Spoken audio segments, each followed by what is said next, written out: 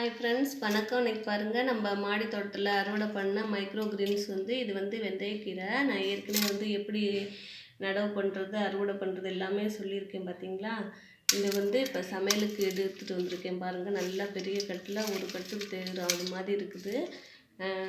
நல்லா 4 பேர் 5 பேர் சாப்பிட்லாம் அந்த அளவுக்கு மாடி தோட்டத்தில் நான் அறுவடை பண்ணிட்டு வந்திருக்கேன் பாருங்கள். இது வெளியில் கடைகள்லாம் கிடைக்காது, கிடைக்கும். நம்ம சொல்லி வச்சு வாங்கணும். இதை நம்ம வீட்டில் ஈஸியாக ரெடி பண்ணிடலாம் பாருங்கள். ஒரு 10 டேஸ் கூட ஆகாது.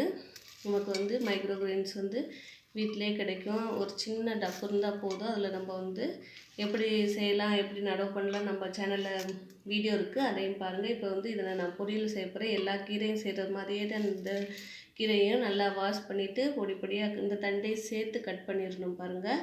அப்போ தண்டு வேஸ்ட் ஆகாமல் நல்லாயிருக்கும். இதில் கொஞ்சம் கசப்பு தன்மை இருக்கிறதுனால நம்ம தேங்காய் போடுவோம். எல்லா கீரைக்குமே தேங்காய் போடுவோம். இதில் கொஞ்சம் அதிகமாக போட்டோம்னாக்கும் நல்லா டேஸ்ட்டாக இருக்கும் பாருங்கள். ட்ரை பண்ணி பாருங்கள். நான் லஞ்சுக்கு தான் செய்ய போகிறேன். இன்றைக்கி வெந்தயக்கீரை கூட்டுன்னு சொல்லலாம், பொரியல் சொல்லலாம், பருப்பில் போட்டு கூட்டு மாதிரியும் செய்யலாம். இதில் குழம்பு கூட செய்வாங்க பார்த்தீங்களா, அதுவும் செய்யலாம். இதனால வடையில் போடலாம்.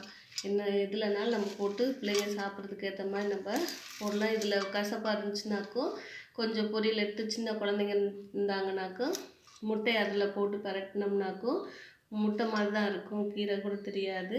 அப்படியே சின்ன குழந்தைகளுக்கு கொடுக்கலாம் பாருங்கள். ட்ரை பண்ணி பாருங்கள். நம்ம வீட்டு தோட்டத்தில் மாடி தோட்டத்தில் விளைஞ்ச வெந்தயக்கீரை வாங்க.